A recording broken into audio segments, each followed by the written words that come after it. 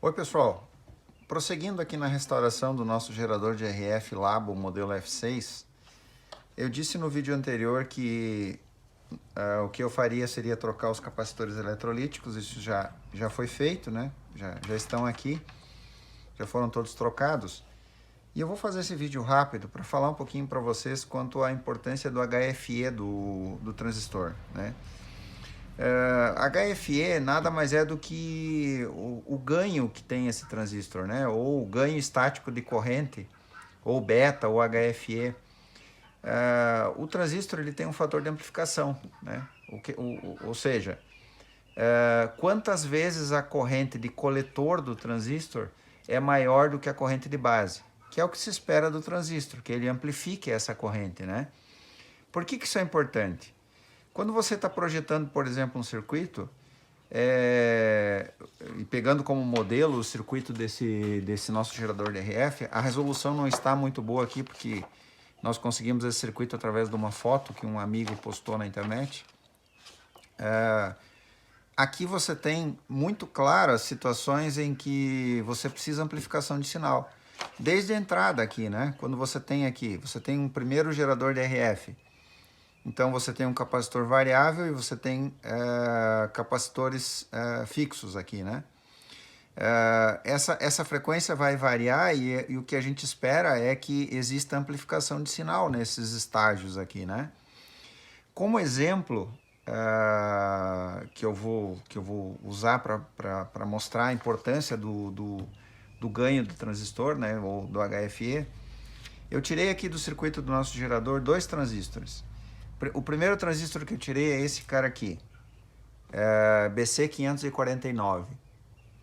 Esse BC549 ele está aqui no estágio de gerador de áudio interno do gerador de RF, que é essa função aqui que eu demonstrei no vídeo anterior. É quando você injeta um sinal de áudio ou uma frequência de áudio no circuito que você está testando, né?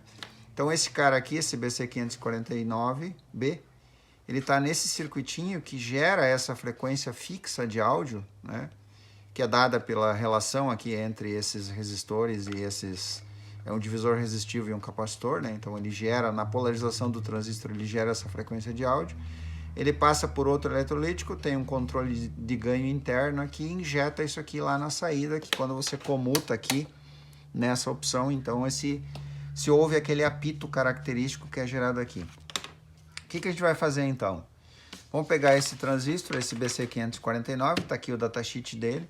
Isso é uma coisa bastante importante, né? É pouco usual, geralmente na manutenção de bancada, especialmente o técnico de manutenção, aquele que tem metas, né? Ele precisa consertar os aparelhos, então, na maioria das vezes o técnico procura o defeito, ele localiza o defeito, é um transistor aberto, é um resistor aberto, ou um transistor em curto, ou alguma coisa assim.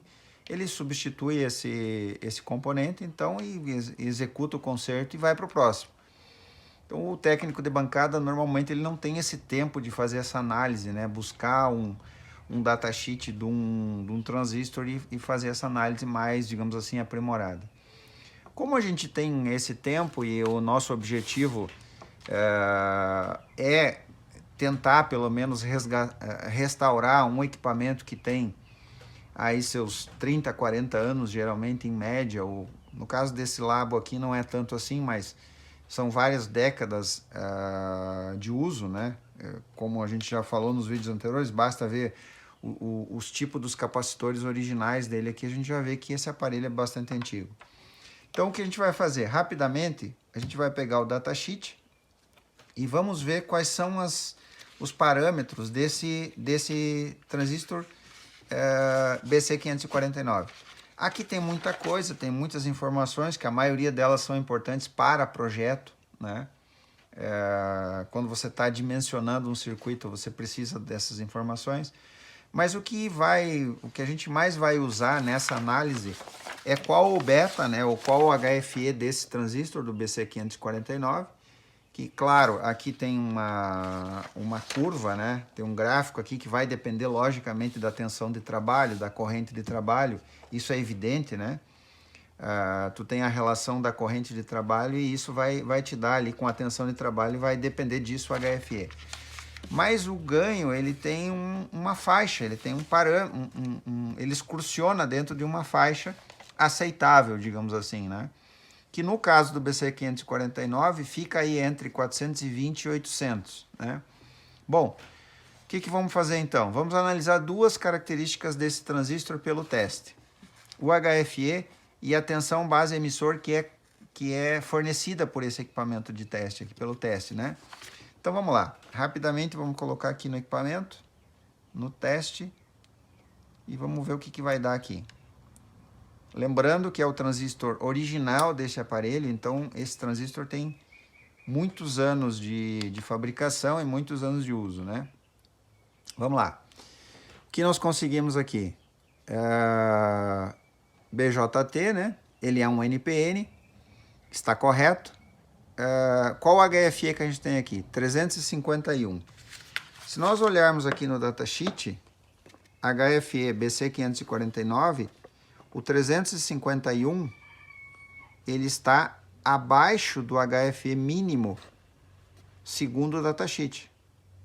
Olha lá, HFE BC549, né? Claro que ele considera aqui uma corrente, uma tensão de trabalho, isso aqui é um valor que foi padronizado aqui para poder chegar no resultado do HFE, mas está lá.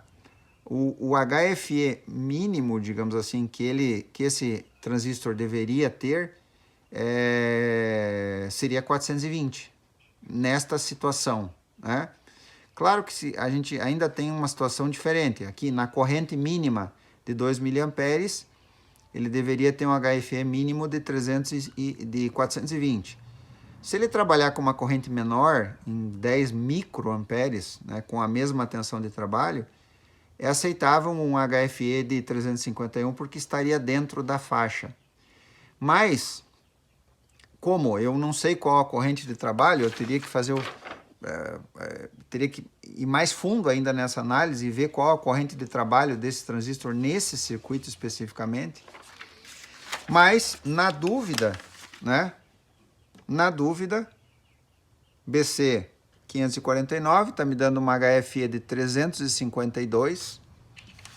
E aqui pelo datasheet eu vejo que o HFE dele mínimo seria 420. Vamos ver um outro caso. Eu vou pegar outro transistor, que é esse aqui, um transistor de RF. É esse transistor aqui, BF255C. Esse cara aqui. É o último estágio de amplificação de RF antes de injetar lá na saída do equipamento. Tem 3 amplificadores aqui que geram a RF do gerador, né? E esse aqui é o amplificador final.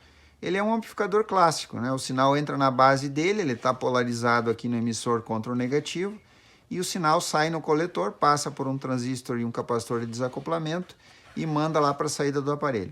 Vamos ver esse cara aqui, BF255. Pegando o datasheet dele, fazendo exatamente a mesma coisa, né? Datasheet BF255 e BF254.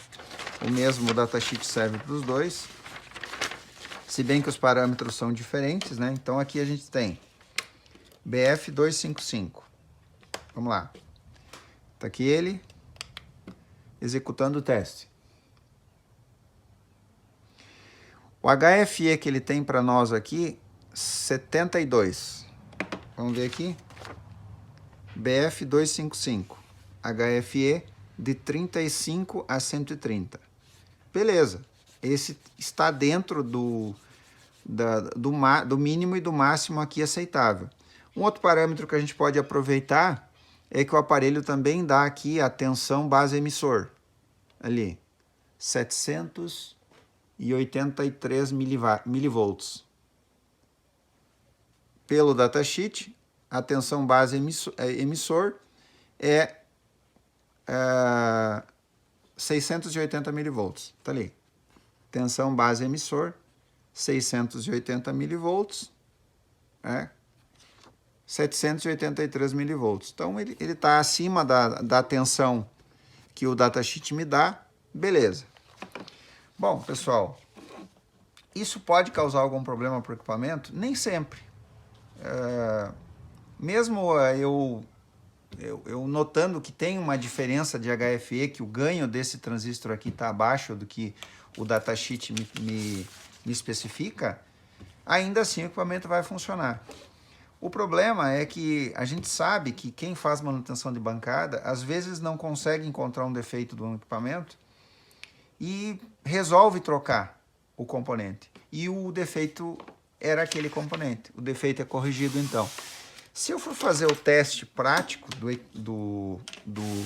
desse transistor, eu vou fazer o teste aqui usando o multímetro analógico, que é, na minha opinião, a maneira mais legal de testar um transistor. Eu sei, então, que o BC549, a base é no meio, né? Eu sei que ele é um transistor NPN, então o que eu vou fazer? Para aqueles que ainda estão estudando, né, digamos assim, para aqueles que são menos experientes, eu vou colocar aqui num apoio para ver se fica um pouco mais perto do vídeo aí, para facilitar a visualização aí. Deixa eu achar uma forma. Não, acho que aqui vai ser melhor. Como eu sei que o transistor é NPN, como é que eu vou testar ele? Um transistor se comporta mais como se fossem dois diodos no encapsulamento. Ele vai conduzir só de um lado, né? Então, se ele é um NPN, eu vou pegar aqui a ponteira negativa do multímetro. Primeiro ajusto aqui o fundo de escala do multímetro, né? Chego aqui no 0, beleza. Coloco então aqui a ponteira negativa na base e ele deve conduzir para o coletor, que eu sei que é esse aqui que está à esquerda, a minha direita da base, na verdade, e ele deve conduzir para o emissor. Então vamos lá, o que ele está dando aqui para gente? Mais ou menos 7 ohms, né? E aqui mais ou menos 7 ohms também. Se isso aqui são dois diodos, né? Eu poderia até fazer um desenho para exemplificar, né? Aqui é a minha base, e aí eu poderia fazer assim, para exemplificar que são dois diodos, né? Se isso aqui são dois diodos, coletor e emissor, e ele está conduzindo com o negativo na base, conduzindo para o coletor e conduzindo para o emissor, então eu sei que se eu inverter isso, né, não vai conduzir. Beleza, eu sei que o meu transistor está bom. Um outro teste, se isso aqui são dois diodos, né, e eu colocar as ponteiras nas duas pontas, coletor e emissor, também não vai conduzir. Bom, então na prática, pelo teste do multímetro, eu sei que esse transistor está bom. Porém, quando eu vou mais a fundo e eu faço o teste do ganho dele, do HFE, eu noto que o ganho dele está abaixo do que especifica no datasheet. E isso talvez seja um bom motivo para trocar esse transistor, mesmo que ele esteja indicando bom aqui no teste no multímetro. Beleza, pessoal? Eu vou fazer esse vídeo curtinho hoje. O nosso gerador está ainda em restauração. Ele vai ganhar agora um transistor novo aqui nesse estágio que eu mostrei para vocês aqui, onde ele gera essa frequência de áudio que é injetada lá nessa posição aqui, né, de gerador interno. E em breve aí ele vai passar logo em seguida, assim que a eletrônica estiver ok, depois eu vou usar um frequencímetro para poder verificar, aferir se as frequências aqui que ele está gerando estão corretas, e logo ele vai fazer parte da bancada e nos ajudar principalmente na calibração das bobinas de frequência intermediária dos rádios que estão aí no processo de restauração aí no museu. Beleza, pessoal? Se gostaram desse vídeo, dá aí um joinha. Se não gostou, também pode se manifestar. Se inscrevam no canal, compartilhem o canal do Museu da Eletrônica e ajude aí a divulgar essa eletrônica clássica que infelizmente está acabando, né? Que deu lugar para a evolução, para a microeletrônica, no caminho natural da evolução tecnológica. Mas o objetivo do Museu da Eletrônica é manter isso aqui vivo, restaurar esses equipamentos e manter isso como se fosse um memorial aí do período mais legal da história da eletrônica. Legal? Muito obrigado, apoiem o nosso canal, até a próxima.